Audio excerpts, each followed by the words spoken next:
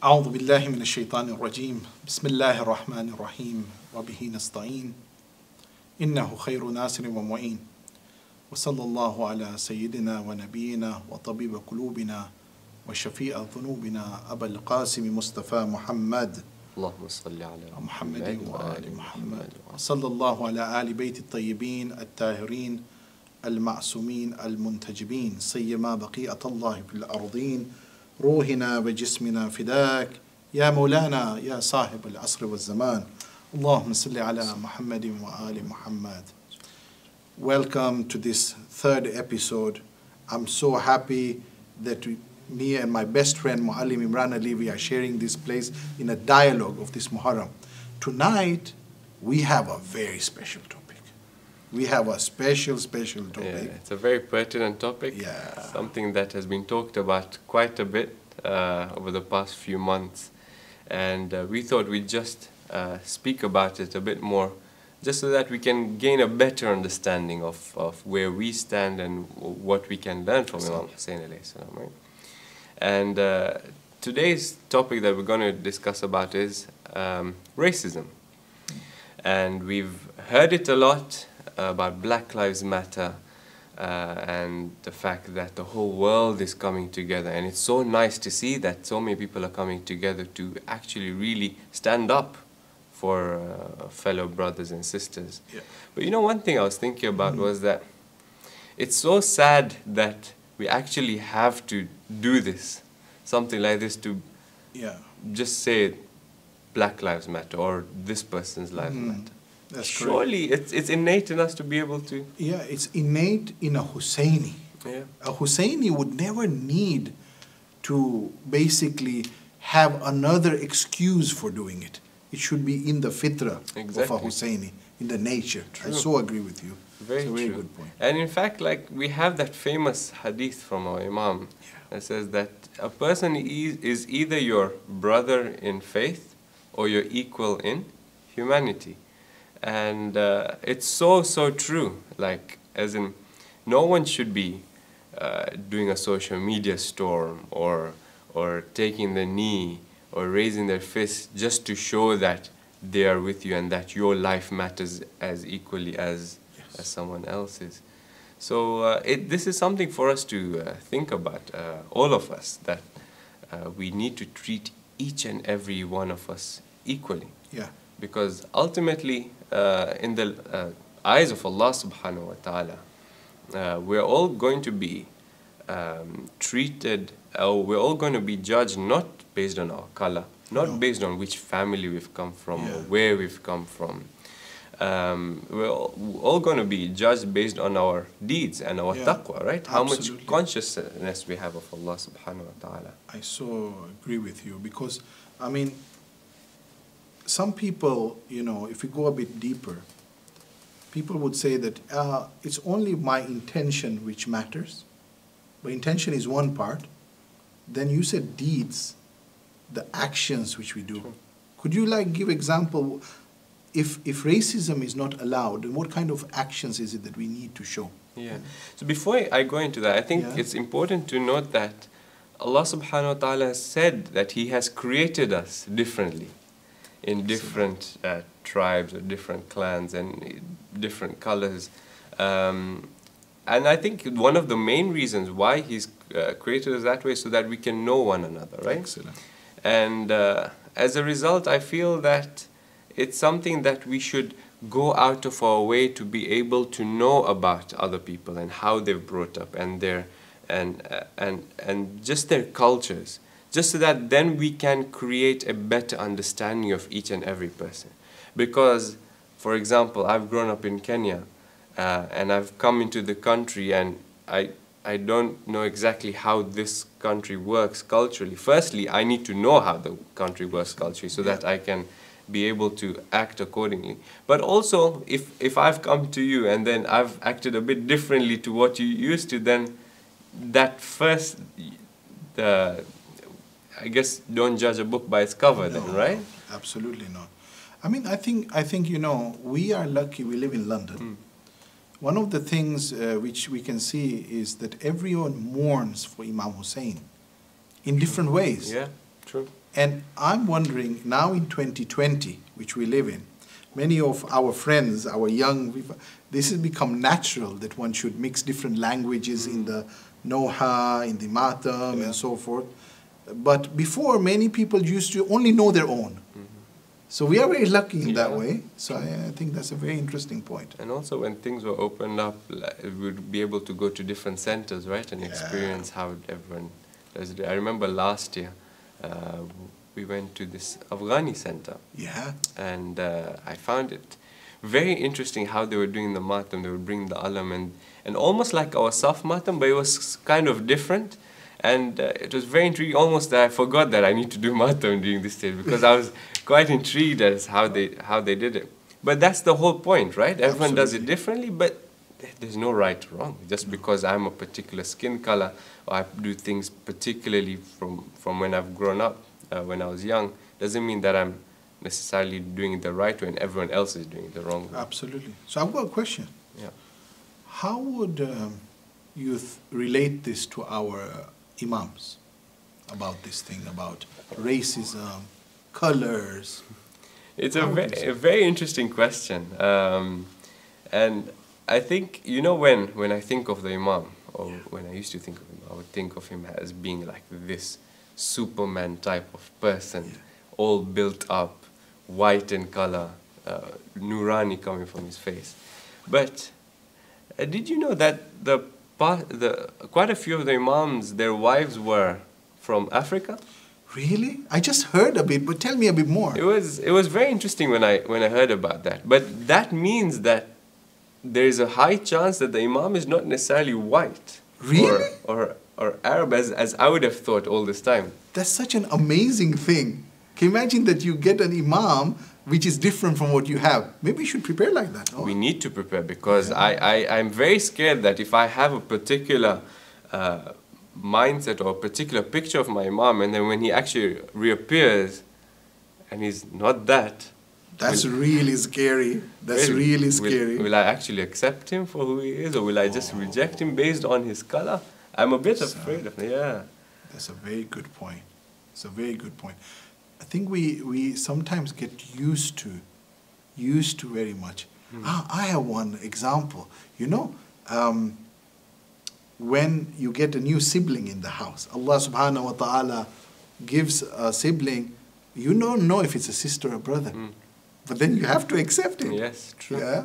You have to welcome. Very true. It's not a very good example, but it's still a sort of an example. It is a very good example because the reason why is that I just got blessed with a baby boy. MashaAllah, yes. And a few months ago, and like I was trying not to think, but then I was thinking, okay, I wish it's a boy, then I can, because I'm a boy myself, then he can grow up, we can play football together, we can do all of this.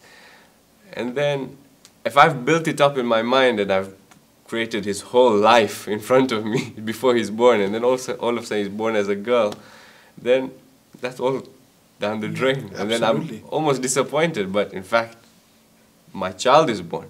The imam has come. I shouldn't be disappointed, right? No. It's a very good point. Everything about Husseini is a mindset. True.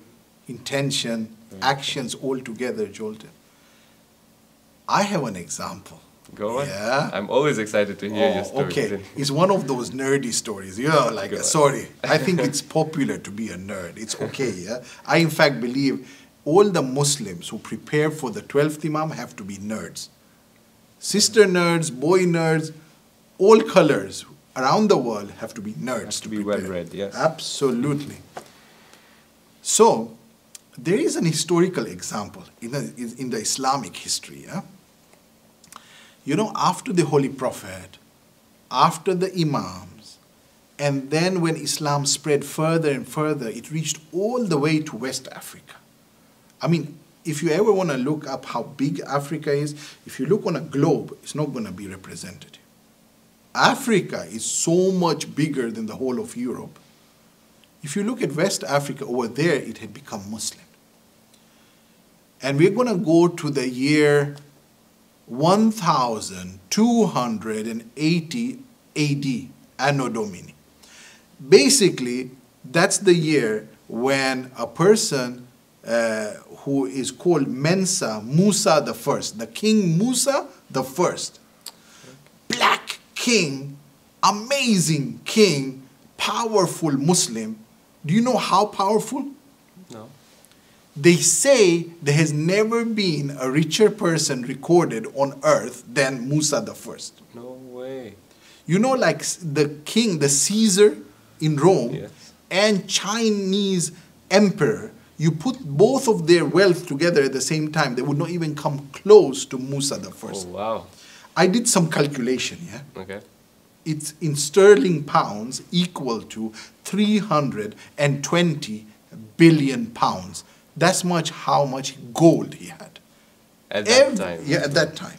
Okay? Wow. So if you calculate it now, so you take, Warren, Buffett, all these guys, Bezos, and all the other one, all them together, then you have Musa the First in a complete different league. A Muslim black king. You know what he did? His greatest dream was going for Hajj. How do you go from West Africa to Hijaz, to Makkah? So this is what he did. I'm not kidding. 60,000 men. 12,000 of them slaves. He had like thousands of camels and horses. Every person was equipped with approximately 2 kilograms of gold. Oh, wow. Okay, just for everyone to know, you know the price of 1 kilo of gold today is? It's approximately 50,000 pounds. That is, for the viewers who are watching in the US and everywhere else, 60,000 US dollars. Every person was carrying that much, but the horse and the camel was carrying 100 kilos on average. Yeah. A lot of gold. And then he had silk clothes, not him, but everyone in their uniforms and things. Very interesting. This man, he went from the country which is called Mali today. You can check it up. He passes by Timbuktu, which was the biggest city, and he took over Timbuktu when he was away because he just pays for it. Went into Cairo, which was the center. Everyone knows about Cairo, yeah, amazing. He just went and paid the king there as well and became the biggest guy. I said, who is this man with all this gold? Then he went to Hajj. He performed the Hajj. They say for tens of years, maybe 5 decades after, the whole economy of Makkah changed. Wow. It was uplifted. Amazing. Why? A black Muslim king from foreign land came in. He equipped people with gold. He created business. He went and devoted himself to Allah subhanahu wa ta'ala, and the people welcomed. Because it's not about creed, ethnicity, color. True. It's all about going towards Allah subhanahu wa ta'ala. Very true. I think that's just a lesson I wanted to share. Yeah, no, that's a very, very important lesson, because no matter how much you have, ultimately you're going to be judged, and the success you're going to be judged on is your relationship with Allah subhanahu wa ta'ala and how close you are. No, thank you so much for sharing that. No, That's really nice. no one should go to sleep tonight with goals and thinking in the dreams. Only think about Allah and Imam Hussein. Now, I'd like to go to the day of Ashura. We have to become sad. There is a man. His name is John.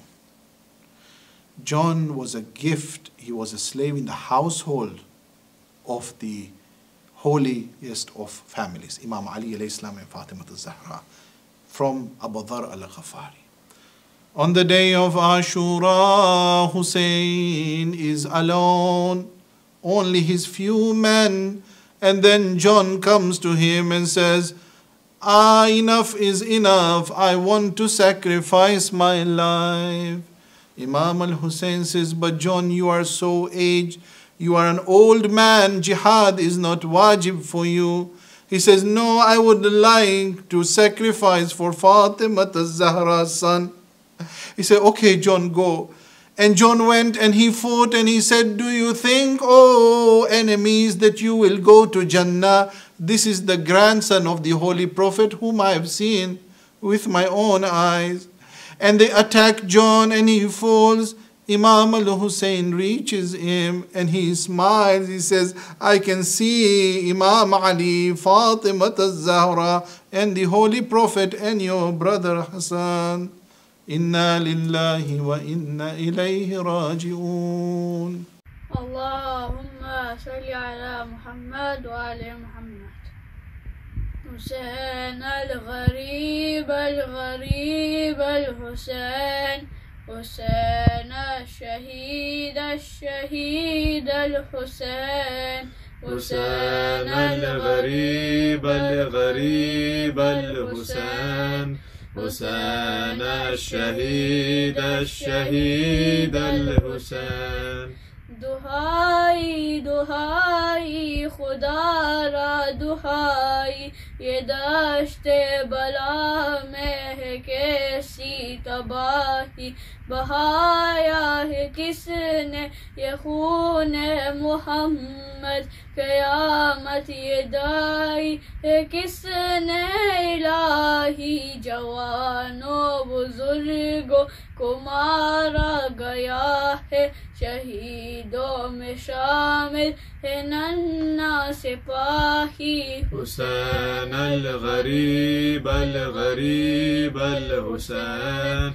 Hussain अल-शहीद अल-शहीद al-Hussain Hussain अल-गरीब अल-गरीब al-Hussain Hussain अल-शहीद अल-शहीद al-Hussain किया जश्न बरपा अहले हवस ने शहीदों के लाशों पे डंक बजाए जला डाले आले मोहम्मद की खैमे सकीना के मुंह पर तमाचे लगाए जो बीमार था उसका बिस्तर न छोड़ा नबी ज़ादियों पर भी दूरे चलाए हुसैन अल-गरीब अल-गरीब अल-हुसैन हुसैन अल-शहीद अल-शहीद अल-हुसैन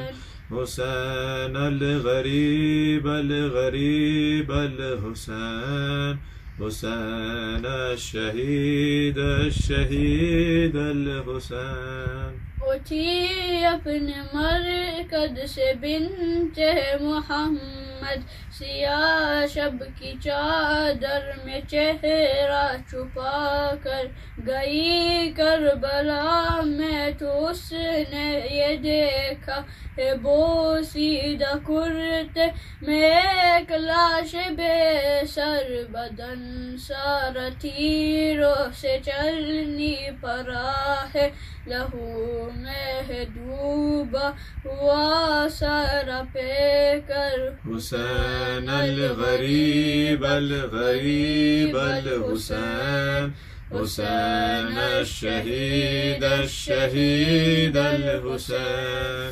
हुसैन अल-गरीब अल-गरीब अल-हुसैन हुसैन अल-शहीद अल-शहीद अल-हुसैन कभी दिल में देती वो माँ को सदाई कभी रो के कहती के बाबा कहाँ हो शहीदों का नोहा था उसके ज़बां पर अबद किस तरह उसके गम का बयां हो हमें भी सआदत हो नुसरत की हासिल खुदा रा ज़हूर इमाम ज़मां हो हुसैन अल-गरीब अल-गरीब अल-हुसैन हुसैन अल-शहीद अल-शहीद अल-हुसैन हुसैन अल-गरीब अल-गरीब अल-हुसैन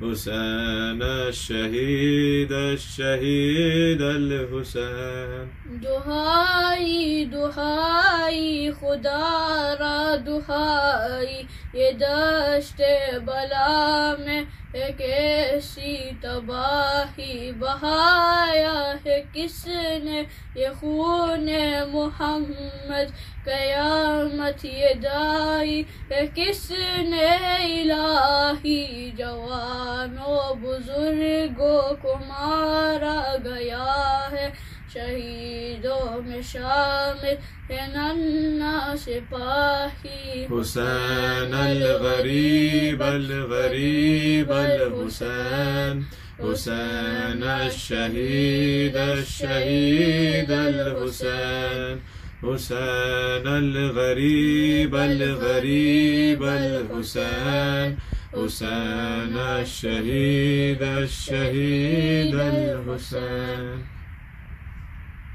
अल्लाहुम्मा सल्ली अला मुहम्मद व आले मुहम्मद।